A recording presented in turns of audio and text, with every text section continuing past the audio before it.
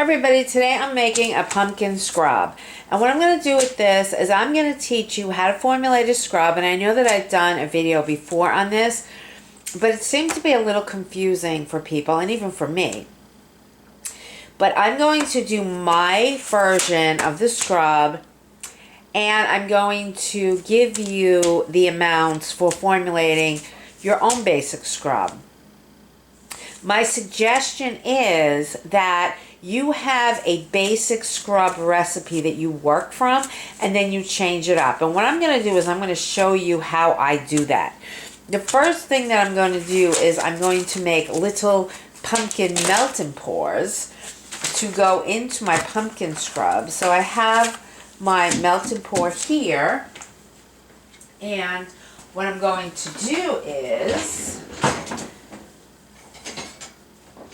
I'm going to cut it up, and then I'm going to put it in the microwave on 30-second burst, and I'm going to add some colorant and some fragrance.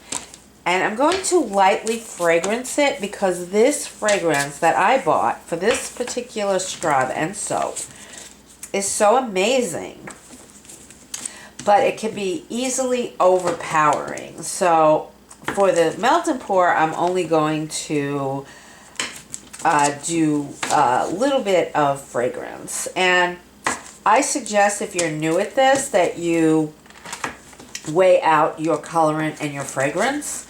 But if you've been doing it a while, you can probably eyeball it, which is what I'm going to do. I got this Crafter's Choice Perfect Pumpkin Fragrance Oil. It is so nice. I just love it. So what I'm going to do is I'm just going to put a few. I'm not going to make this many scrubs. And you see I've got like different pumpkin forms. So I'm going to try to avoid some of the wider ones. But I'm going to put this in the microwave on 30-second burst, and I'm going to add a little bit of color to it. This is fun colors from Nature's Garden, and this is Crafter's Choice Perfect Pumpkin, and it really is perfect. I mean, it's just wonderful. So I'm just going to put it on 30-second burst, and I'll be back. Okay, it took about 30-second burst, stirred it around, and then it took like a 20-minute burst, and it's done. So, like I said, I want to put this on top of the scrub, so I want to avoid some of these wider ones. Now, for every single product I make, I have done this separate and away from the kitchen. And you can easily make one of these on the computer. I do a time start, and before I get to time start, I put in the scrub, the skin type, and the condition that I want to address with this product. And I put in the oils, the grams and the ounces. And I put in the butters, the emulsifiers, the extras, the preservatives, the fragrance, the exfoliants. Now I use usually 2 oils, but I leave space for 4. I usually use 2 or 3 butters, but I leave space for 4. I usually use 4 emulsifiers. My extras are usually jojoba oil and vitamin E. My preservative, my fragrance, usually 1 or 2. My exfoliants could be up to 3. On the next page, I have extras, which I'll explain as we do the formulation. The colorant. Then I have overhead, labor direct, and labor indirect cost. I have a jar which comes later. I'll explain that. And then when I finish, I put the time that I finish, because you have to calculate the direct labor, so you need to know the time finish. And I have how many ounces is my finished product. So I have this for every single product that I make. You know, this is for a scrub.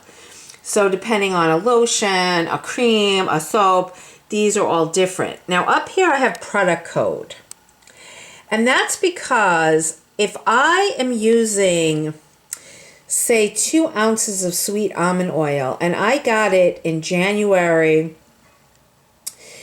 and it was 17 cents an ounce, and that particular shipment, which is freight in, and that's how I figure out my end product price, is I calculate freight in when I receive the product. So depending on how much product you get, and where you get it from, your shipping costs are going to be different.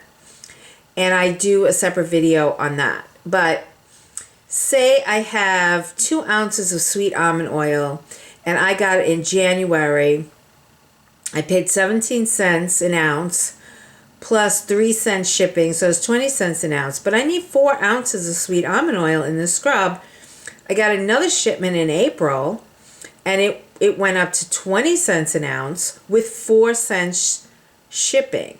So I put the 2 product codes, and my product codes are always the month, the day, and the supplier. So it will have a number and then letters. And in my book, I have the whole page of that shipment, so I can double check it later on. But even though I'm doing 4 ounces of sweet almond oil, if I'm getting them from 2 different shipments, 2 different product codes, I have to charge 2 different prices per ounce, which is why there's 4 here, even though I usually only use 2. And for my infused oils, I usually have those figured out ahead of time. So that's what the product code and the price is over here. Okay, I'm going to give you a tour of my ingredients. Your scrub should be 50 to 60% oils. I suggest that your base scrub recipe has half sweet almond or apricot oil or extra virgin olive oil. If it's in the wintertime, I suggest the extra virgin olive oil because it's heavier. If it's the summer, I suggest the sweet almond oil or the apricot oil because it's lighter, and coconut oil. I've said in other videos, I've done other videos, I do my own infusions.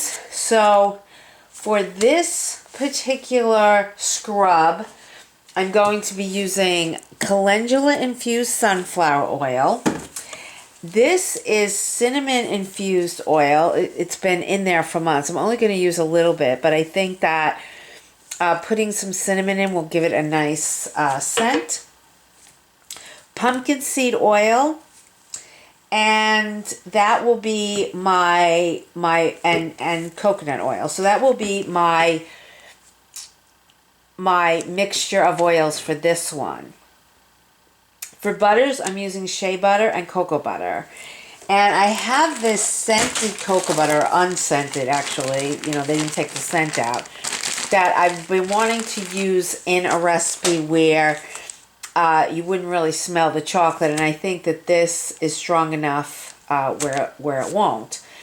My emulsifiers, so half of your recipe, 50 to 60% of your recipe should be oils, half of that should be butters, and half of that should be emulsifiers. Now you could use 1 emulsifier, 2 emulsifiers, 3 emulsifiers, 4 emulsifiers. I use 4.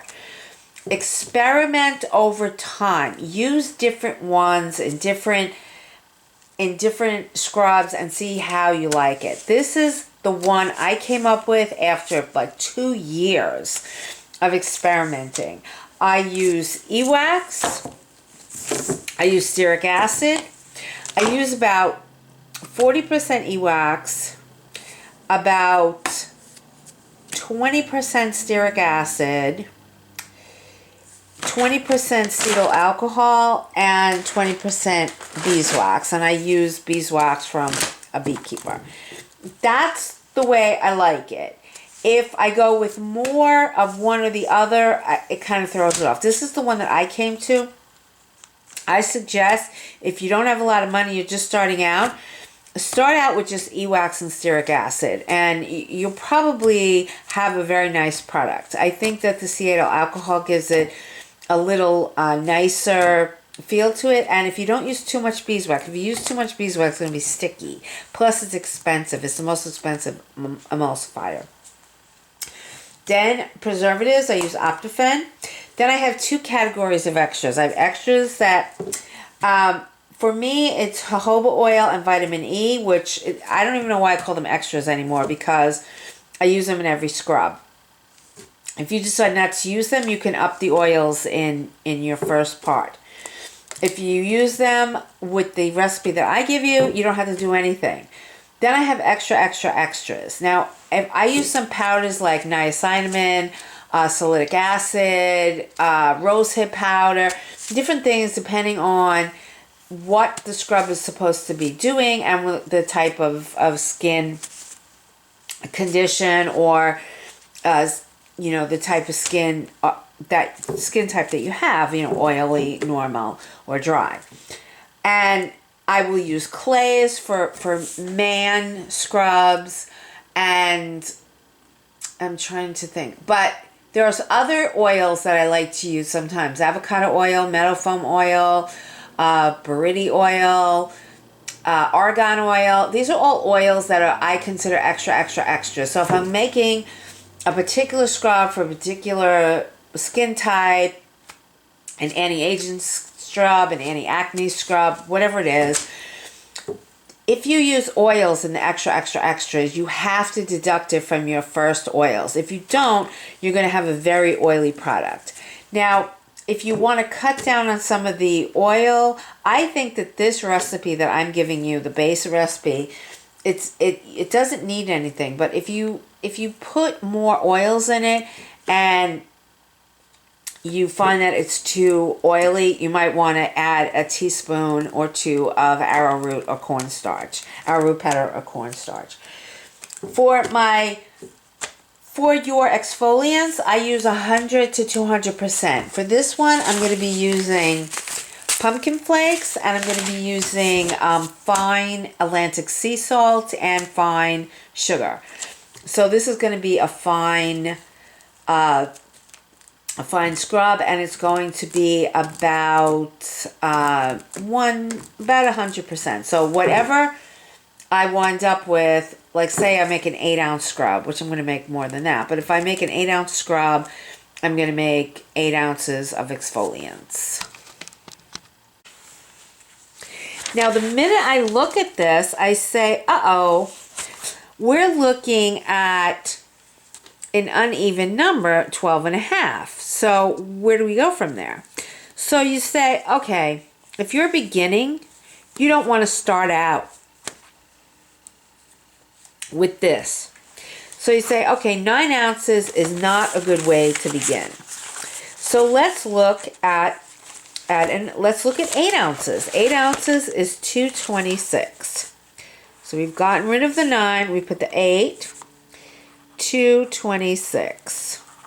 Now, half of 226 is 113. Now, I'm sure that a lot of you have seen scrub recipes where one of the ingredients is 113 grams. And that is because it's 4 ounces. So you probably look at recipes and think, why are they coming up with these odd numbers? And this is the reason why. So for an 8-ounce scrub at 226, we are going to have 113 oils. Now, what you want to do is to use coconut oil. So you write down coconut oil. And you want your coconut oil to be roughly half of that. And the other one, I would use sweet almond oil. This is what I did with my first scrubs. The other thing that I'm going to do is I'm going to temper my shea butter. Tempering shea butter keeps it from being grainy. And what you want to do is you want to heat it very, very slowly. What some people do, and I think this is a good idea, is they will take the other things that they need to melt, except for beeswax. Beeswax takes a long time to melt. So I would definitely not put that in if you're gonna melt your shea butter this way. But what I'm gonna do is I'm going to put in my other emulsifiers and my cocoa butter and my coconut oil, and I'm going to heat them up, and then I'm going to add the shea butter, melt it very, very slow. I'm going to take it off the heat, melt the shea butter very, very slowly, and when the shea butter is melted, I'm going to put it in the freezer. And when it starts to harden up again, I'm going to take it out. That's tempering shea butter. It keeps the graininess away. I don't know if it's this particular batch of shea butter or if I've been doing something wrong, but every single product that I've made with the shea butter lately has been grainy. So today I'm going to temper it. Now, if you see my other videos, you know that I usually write my recipes on the butcher paper, and I'm not doing it because I'm going back and forth between the one that I'm telling you about and the one I'm actually making, which is a little different because I'm making the pumpkin scrub. And so normally, to keep my area as clean as I can get it, I would have this book away and I would have written my recipe on the butcher paper. The other thing is that I suggest when you first start doing this, you take your oils, your butters, you put them in separate containers. Otherwise, you might think, did I put the coconut oil in? Did I not put the coconut oil in? So what I like to do is I like to put them in separate containers, and I also like to move them away when I'm done with it. I like to put them in order, but sometimes when you're working, you forget about it, so it's a really good idea when you're first starting out to use separate containers. Now, my butters and my emulsifiers are in the double boiler, everything except the shea butter. As soon as it finishes completely melting, I will put the shea butter in and then let it slowly melt, and then I'm going to put it in the freezer to temper it, to bring it up, to cool it down really quickly, and that will prevent the graininess from the shea butter. Okay, so right now I've done my coconut oil and my pumpkin oil, and I'm going to tear it out eventually. And I'm going to add my calendula oil. And you probably will just have 2. Now, my calendula oil is calling for 14.13, which my scale can't really handle that. So I'm going to do 14. And then for the cinnamon, it calls for 14. So, okay, so what I'm going to do now is I'm going to add the extras and the preservatives and the fragrance. So this all goes in at 120.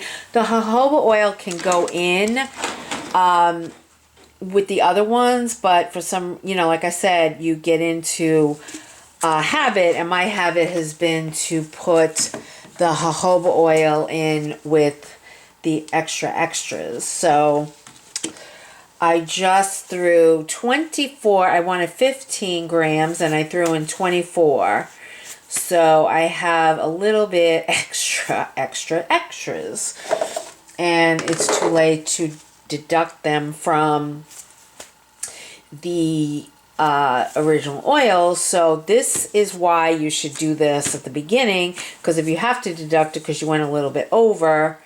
Now I could take this and I could take 9 grams away, but it's not terrible, so I'm just gonna leave it. And then the Optifan I like to put in around 118, 119, because any cooler and you run the risk of destabilizing your emulsification, and any higher you run the risk of the Optifan not being effective, and you want an effective preservative. And trust me, you need a preservative, and I don't even want to talk to you if you don't agree with that. So that is my extras, my preservatives. And now I'm going to put in my fragrance. this is just fabulous. So I'm going to put in yours you should put in like 5 and then see how it goes. And I'm going to put in around 8 and see how it goes. When you're making your scrub, you can always add more fragrance oil. So when you do your exfoliants, you want to try to make it, you know, kind of go along with the scrub that you're making. If I'm doing like a vanilla scrub, I think that, you know, brown sugar is good. Brown sugar can be very scrubby, so you might want to cut it with regular refined sugar. This is a pumpkin scrub, so I have 2 ounces of pumpkin flakes along with a very, very fine dendritic salt and some pink Himalayan sea salt. And I also have some very fine sugar, and we're just going to see how this goes. So this is the one that I'm going to start with. This is the pumpkin flakes. As you can see, like they're really kind of big. So they're like a quarter of my exfoliants with some dendritic salt and some very fine pink Himalayan sea salt. So we'll see how well this goes. And I have some sugar standing by, some fine sugar standing by in case I need to cut it with some of the sugar. So this is about 340 grams. And if you're using the recipe that I gave you, this is probably 150% of it. So, you know, 340 grams of different exfoliant mixtures. You can use cranberry seeds, you can use blueberry seeds, you can use Epsom salt, you can use other grains of pink Himalayan sea salt. But for now, I've got, when my mixture gets down to like 118, 119, I have my preservative and my extras ready to go with my fragrance, and then I have my exfoliants. I don't know if you've seen other videos where I've done this, but sometimes the temperature drops really fast in the freezer. So when it gets to be around in the 120s, it's 124 right now, I'm just going to wait for it to come down to 118, 119, because if it goes too far below that, I run the risk of the Optifin destabilizing the emulsification. So I'm just going to, you know, check this out every couple. I'm still 124. Okay, my mixture is down at 118, so I'm going to put all this in, and it's really important that you mix it well. And I'm going to wait a few minutes before I'm going to let it sit here at room temperature for a few minutes before I put it back in the freezer, because I want it to be pudding like when we mix it up.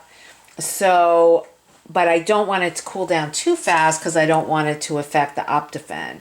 So I'm going to let it come down to about 105 degrees before I put it back in the freezer. Okay, so while I'm waiting for that, I always alcohol my jars, as I've shown you in other videos. For this one, I'm going to do one of these 5-ounce ones, and I need my scale because I need to measure exactly how much goes in, just because this is, it's advertised as 5 ounces. I'm not sure that I ever get 5 ounces in this. This is advertised as 8 ounces. I'm not sure that I ever get 8 ounces in it. I have a 13-ounce one that usually is 12. And then this is going to be a sample, but I still want to know how many ounces is in it, because I have to write, you know, whenever you make samples, you have to know exactly how much you're putting in there, because, you know, you have to keep a track of all of your costs, and, you know, samples is the cost of doing business.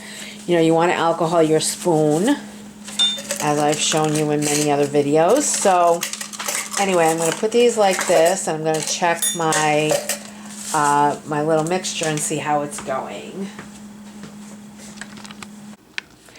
So when you pull it out, you really want it to be pudding-like, and it's not, this is not pudding-like, but it's going to continue to firm up. So what I'm going to do here, just to show you that it can be done, I usually would put this back in the freezer.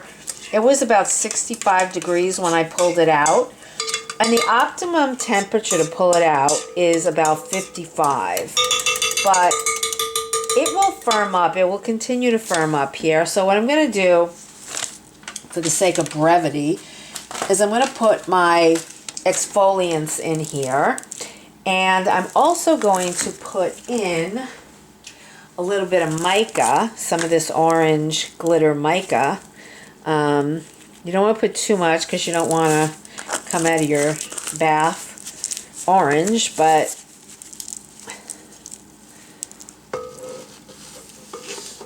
okay, so I'm going to put that in there, and I'm going to mix it around. Not quite so fast. Not so fast. Now, the thing that you miss out on when you don't wait for it to firm up as much as you want is to really gauge your exfoliants. Now, this looks very scrubby because of the pumpkin flakes. So what I'm going to do is I'm going to add a little bit of sugar. And even though it seems like I'm adding more exfoliants, it's actually going to cut the it's going to cut the pumpkin flakes a bit.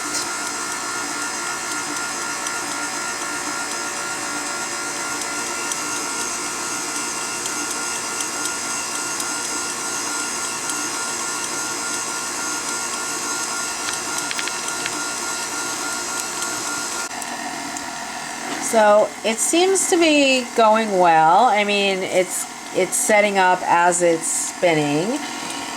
If you make it go too fast, sometimes it can heat it up and can make it more liquidy.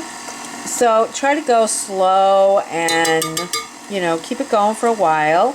I've used this spoon to take everything out of the pot and to scrape the sides, so I'm going to alcohol a new spoon for putting it into jars. So I have my new spoon out, and I'm going to weigh my jar, and then I'm going to put down on the paper how many ounces is in there, even the sample one, because the sample goes into the cost of doing business, so I have to know how much product that I'm giving away. And I will explain what to do with all of these figures after we finish the scrub, because the last one that I did, I tried to do it at the same time and I confused even me. So this one, when we're all done, I will tell you exactly how it goes. So what I'm going to do now is I'm going to put this little container up there. I'm going to stop this. Push it back.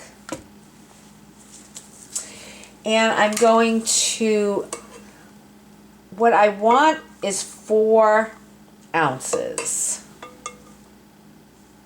of product.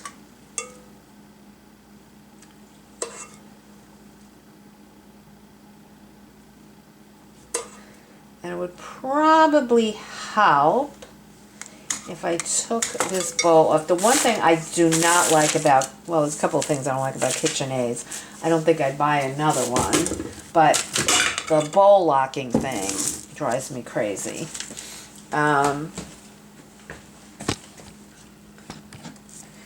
So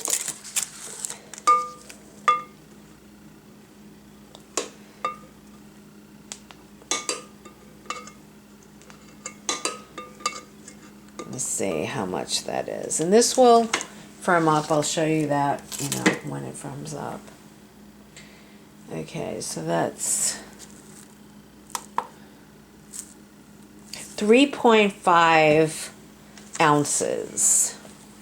It's 3.5 ounces. So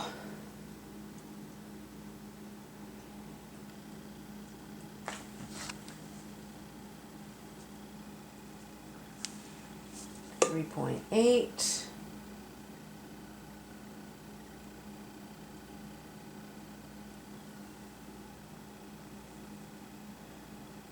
.9.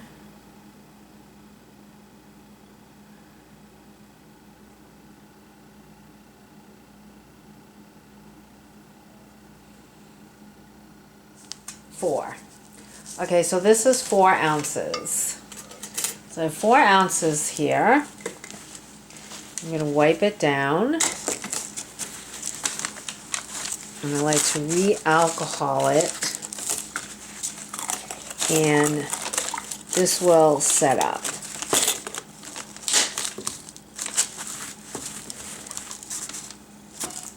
I'm going to do one more and then I'll stop the camera so that you don't have to sit through the paint drying stage. And where is my spoon? Oh, it's in here. Okay, so this is teared out. It would be easier to do it this way. See, with the older ones, for some reason, the older one, it worked better. I have an affinity for the older, less expensive stand mixers for doing this work. Maybe for baking this is better, but okay, so that is 5.6 ounces.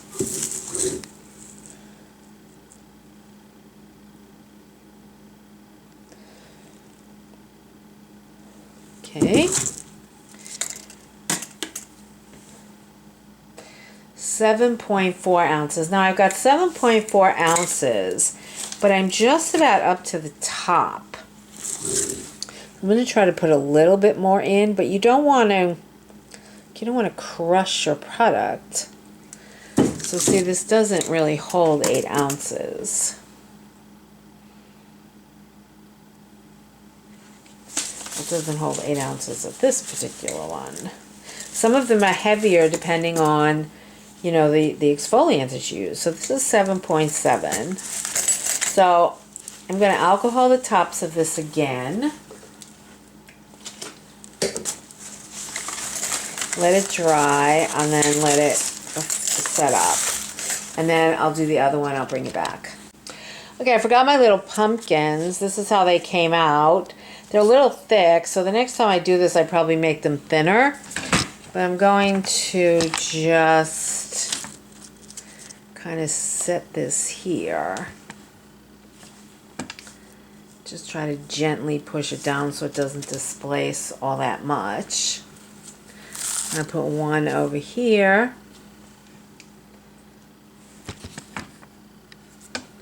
One here. I don't want it to drown. And then, let's see. I'm going to do one over here. Well, that's kind of cute. And I still got a little one. So this is the taller one. I'm going to see if it goes in here or not. Might have to do it oh, I might. Yeah. Okay. So this is the taller pumpkin. You see that's like a tall pumpkin and that's like a shorter pumpkin. Okay. So what I have at the end of the day is I have 2 4-ounce and 2 7-ounce and with a pumpkin. And I have a 2-ounce sample and a 4-ounce sample. So what I'm going to do is I'm going to tell you how to figure all this out. What is the price of this going to be? And you can just play along at home so that you can price out your products correctly so that you're not losing money, because that's the name of the game. The name of the game is to make money, but the real name of the game is don't lose money. Now what I didn't do was I didn't price out my melt and pour pumpkins. So I'm going to have to do that. I'm going to have to do it after the fact. So I'm going to have to weigh and measure and find out exactly how much melt and pour, how much fragrance, how much coloring. Actually, this is a good idea why you don't want to eyeball it. But I want, I want to know how much these little pumpkins cost me. Because when I make a coffee scrub, I do it with little coffee cups. And, so if you do it in a bunch of products, you're going to be losing money if you never put it in. So my next project today is to figure out how much melt and pour, color, and fragrance goes into 4 of these little pumpkins.